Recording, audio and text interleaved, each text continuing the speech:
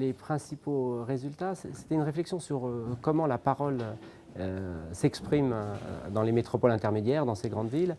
Et le grand défi, c'est comment faire en sorte que les gens arrivent à poser des problèmes qui ne soient pas que des problèmes de leur quartier, des problèmes très locaux, mais des problèmes qui concernent la grande ville. Donc la grande ville avec ses zones riches, mais ses zones pauvres, ses zones en difficulté, ses zones périrurales. Donc le grand défi des débats, c'est de faire en sorte que la parole citoyenne ne soit pas limitée à ceux qui prennent toujours la parole, mais qu'elle soit aussi donnée à ceux qui, dans la ville élargie, ont parfois du mal à prendre la parole pour exprimer leurs attentes.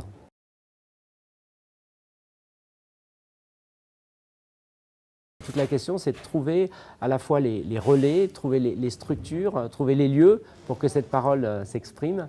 On a vu beaucoup d'initiatives pendant le congrès.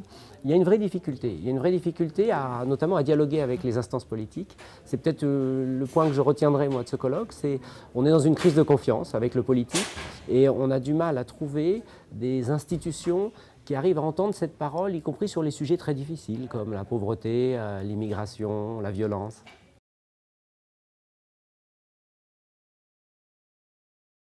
L'INTA, c'est un incubateur d'idées, hein. C'est une communauté professionnelle totalement internationale. Moi, c'est ce qui m'a passionné dans cette rencontre, c'est qu'il y a des villes du monde entier. Donc, c'est un lieu où les idées circulent. Et parfois, alors c'est le politiste qui fait ce diagnostic, les idées se cristallisent, c'est-à-dire qu'elles deviennent plus claires quand on débat et elles sont reprises ensuite dans d'autres sphères. Donc, c'est un endroit où on bonifie les idées.